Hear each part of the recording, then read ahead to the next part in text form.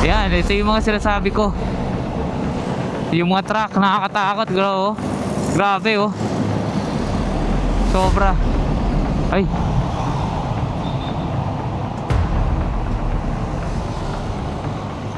Ayun na. 60 na pala ako. Ayan. So, siguro tama itong bilis na to dito sa road na to. 60. Ayan, kulay green na. So, go na tayo. So, dito pagkalampas dito sa Lanusa, itong mga truck na to tsaka yung mga sasakyan, ang bibilis. Sobra. Yung nakasakay ako dati sa MC Taxi, grabe ang bibilis nila dito. May mga ano talaga rito, part dito sa kalsada na to na uneven talaga eh. May mga manhole talaga na ano, na hindi pantay. Hindi tayo aakyat doon sa pinaka overpass sa tulay. Siguro dito lang muna tayo sa baba. Kasi to be honest talaga hindi ko muna kaya. Kasi nakakatakot. Yung mga makakasabay mo, lalaki ng truck oh. So dito lang muna tayo sa baba. Diyan muna sila sa taas. Tayo dito muna tayo. Hi mga kabiyahe, welcome back po ulit sa ating channel. Samahan niyo po ako sa ating early morning ride out papasok sa trabaho sa BGC. Kasama natin si Honda Beat version 3. Kasama na po natin si Beatly. So eto na. This is our first ride out papasok sa trabaho ngayong umaga. Papuntang BGC. Ayan, I'm very excited. May halong kaba? Yes. Dahil kasi major road po yung dadaanan po natin. So bago tayo umalis, mag-ride, huwag po tayo makakalimot na magdasal. Humingi po ng guidance sa ating Panginoong Jesucristo. Bigyan tayo ng maganda at very ligtas na biyahe. Ayan po. So ito na, let's go na. Pasok na tayo sa trabaho. Ayan, inaayos lang natin yung camera natin para maganda ho yung POV natin. Yan. Samahan niyo po ako mga kabiyahe ha. As a newbie rider. Ayan. Let's go. Let's go. Ito na. Pasok na tayo sa trabaho. Ayan.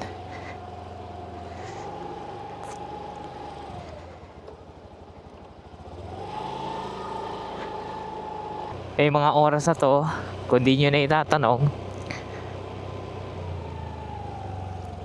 ang pasok ko kasi sa trabaho is 2 a.m.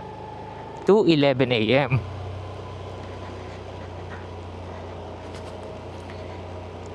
So ngayon, yung dadaanan nating major na road is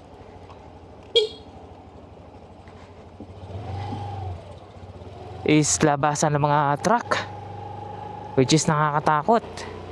Nakakakaba. Ang makakasulubong natin ngayon is yung mga 10-wheeler. Ay nako, nakakatakot lang. Pero nandyan naman po ang ating Panginoon na hindi po tayo pabayaan. At ang ating On The Beat version 3 na si Beatly. Ayan. By the way po pala, just an update. Sa last na video natin na ginawa sa TikTok, nakalagay doon is di ba wala pa tayong ORCR. So meron na tayong ORCR. Ayan.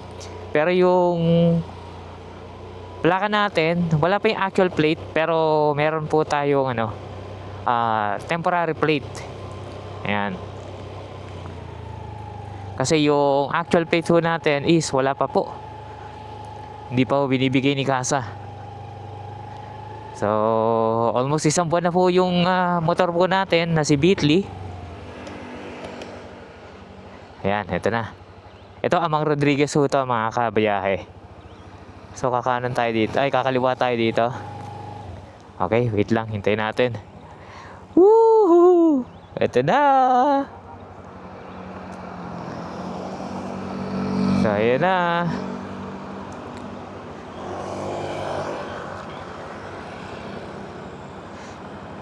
Four bars pa yung gas natin. Naisip ko nga kung magpapagasa pa ba ako ngayon o bukas na lang pag uwi. Sige, tingnan lang natin.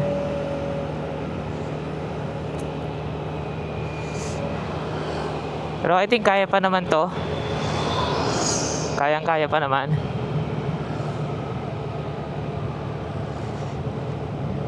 Alam naman natin, si Honda Beat is very matipid sa gas. Okay, intersection.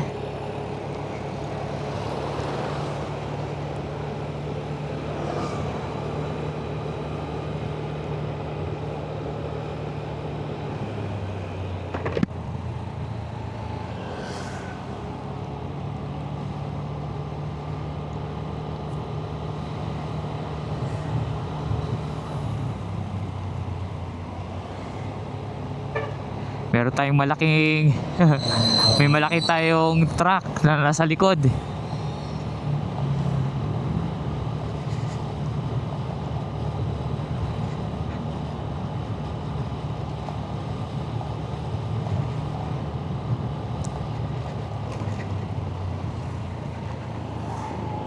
Oh. Okay, overtake ng konti. Okay, andyan pa rin yung truck natin sa likod.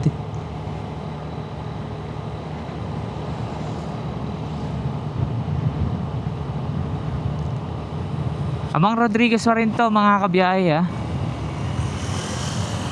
Ayan.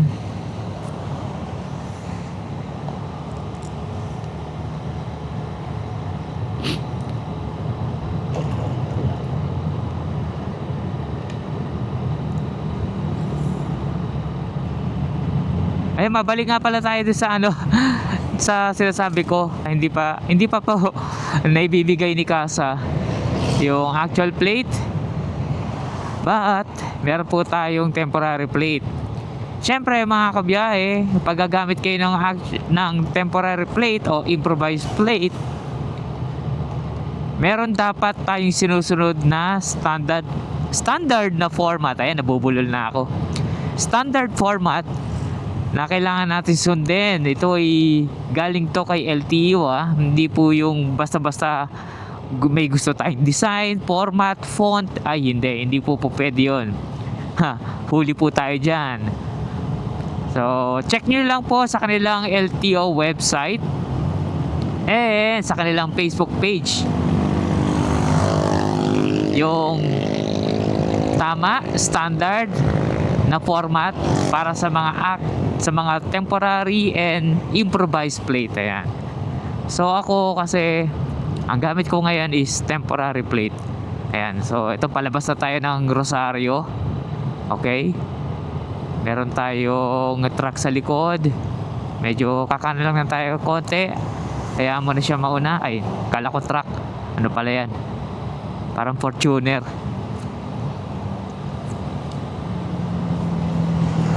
Okay. Ayan. Woo! Nakakakaba, nakaka-excite. Nako, hindi ko masabi tong feeling na to. Pero, ayan. Matagal-tagal rin kasi tayong naging commuter. Pumapasok po kasi ako sa trabaho. Gumagamit po ako ng ng mga TNBS. O kaya yung mga MC taxi na papasok sa trabaho at pauwi. Medyo magastos po talaga mga kabiyahe, mahal ang pamasahe, pero ganun talaga. Kailangan pumasok Ayan.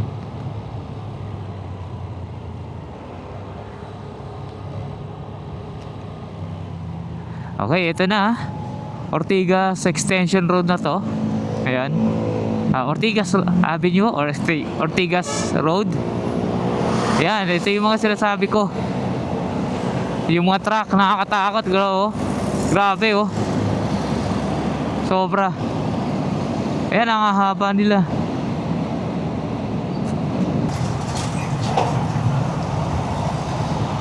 Ay.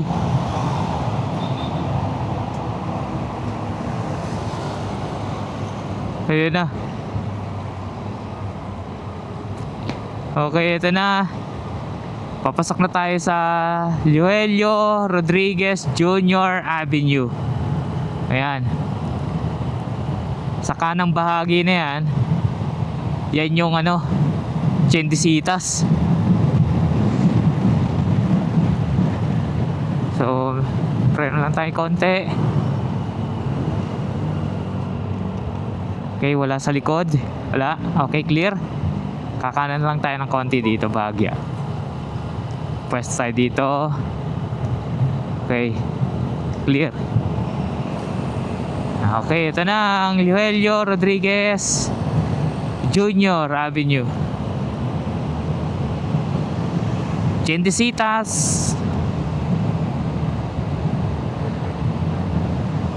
Siguro magpagas na tayo bukas na lang na umaga. Kaya samahan nyo rin ako. May continuation tong video na to. Okay, kulay green. Sige, diretso tayo. Ayan. So nasa 60 na pala ako. Ayan. So siguro tama tong bilis na to dito sa road na to, 60. Ayan. Alalay lang tayo. Yung mga malalaking truck pala rito, mga kabiyahe, pupwesto sila rito sa may bandang kaliwa. Mga light vehicles yan dito sa bandang kanan. Ayan, yan yung woohoo. So dito lang tayo. Eto, lanusan na to. Ayan, kulay green na. So go na tayo. So dito, pagkalampas dito sa Lanusa, itong mga truck na to, tsaka yung mga sasakyan, ang bibilis. Sobra, yung nakasakay ako dati sa MC Taxi.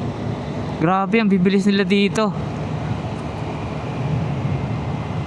Ayan. Kakalampas lang natin Lanusa.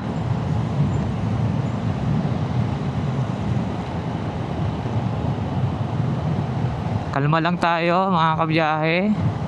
Ayan, kalma na may pag-iingat. Oh.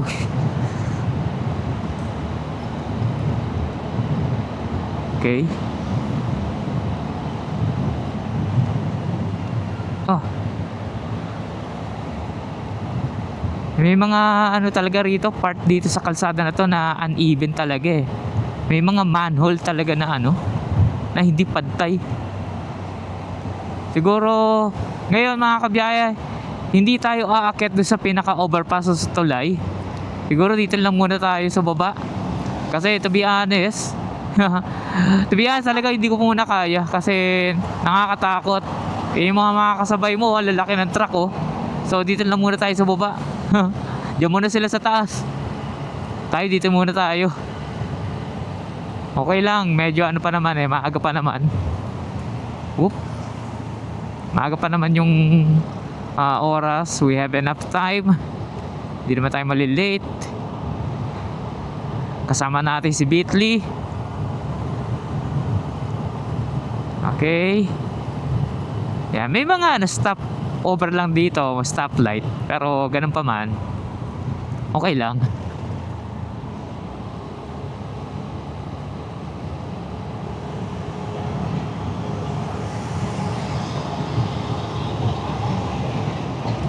Okay.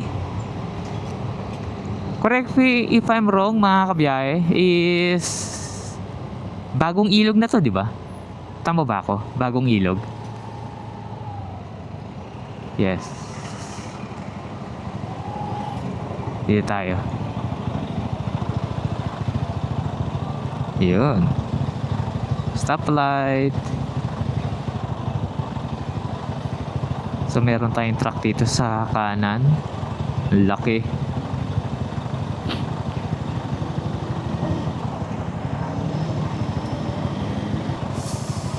Okay, let's go. Go.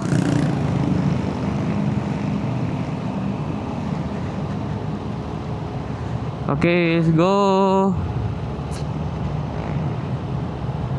Daming truck. Oh!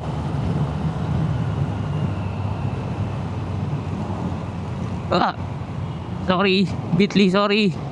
Oh, laki na truck. Yay! Ang gapa. Ah.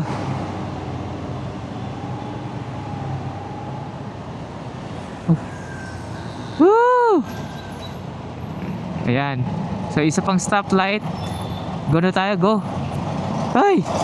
Una ka na. Una ka na, boss. Ayoko lang. Ayoko makipagsabay sa'yo. Okay lang. So, kakanan pala siya doon. Ay, nako. Nakaka-stress, no? Mga kabiyahe, yung lalaki ng truck. So, ito na. Akit na tayo dito. Yee! So, pagkatapos ng Rogelio Rodriguez Jr. Avenue, ito na ang Carlos P. Garcia Road o Avenue. O mas kilala sa tawag na C5. Yan. Oh, yan na. Woohoo! Ilog Pasig. Yan. Okay, dito marami nagtatambay ng mga truck. Ayan, ayan. Grabe naman tong mga to. Oh. Grabe naman. Dapat ba talaga sila tumambay dyan? Comment down below mga kabiyaya kung nakakagawi kayo dito ng mga bandong gantong oras. Sa pagkalampas dyan sa tulay na yan. May mga truck na mga gantong oras eh. Alam ba talaga sila tumambay dyan? Although may mga kainan kasi dyan eh.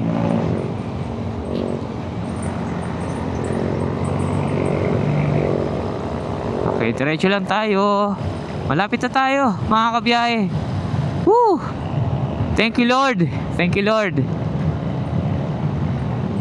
Thank you, Lord. So, ito na. So, maintain lang natin yung speed natin. 45. Then, nasa bandang kanan tayo. Kasi kakanan na ho tayo dyan eh. Paakit na tayo ng BGC. Papasok na. So, magsisignal na tayo dito. Kanan. Ayan na.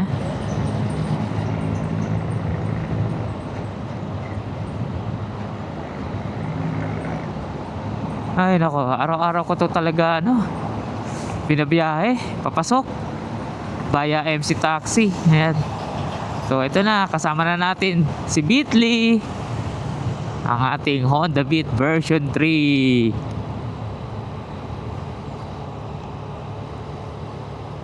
Woohoo!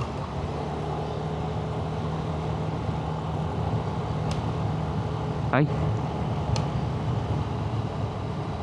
Yan, medyo malaki ang curve nito eh. Yan na.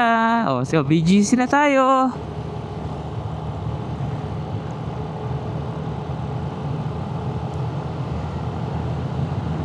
Ay. Woohoo! Thank you, Lord. So, malapit-lapit na yung building namin dito.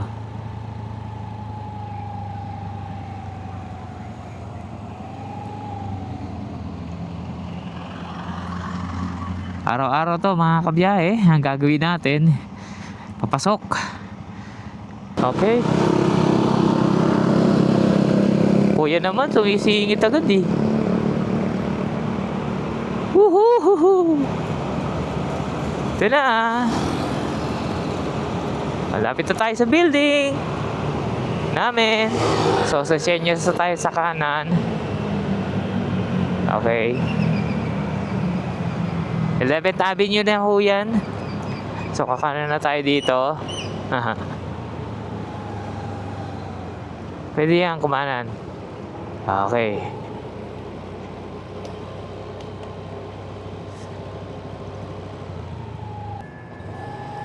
Okay. Let's go. Oh, kayang-kaya ni Bitly ang paakyat. So, So second floor. So fifth floor tayo. Kayang-kaya talaga ni Beatley, na paakyat. So, dito tayo. Ikot ulit tayo.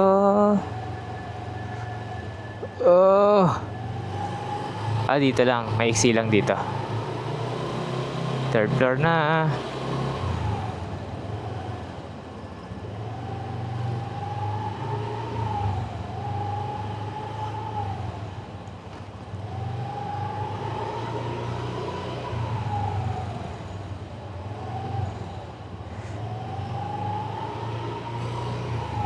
Woohoo! Okay. Fourth floor.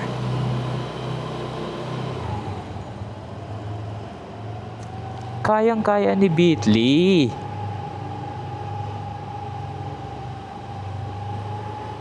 So, fifth floor tayo.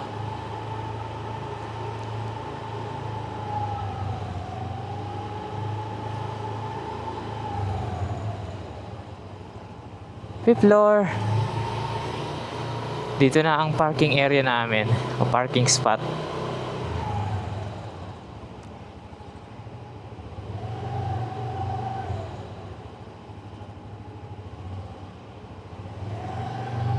So, dito tayo. So, 522. Ay, wala pala akong mat. Wala akong mat.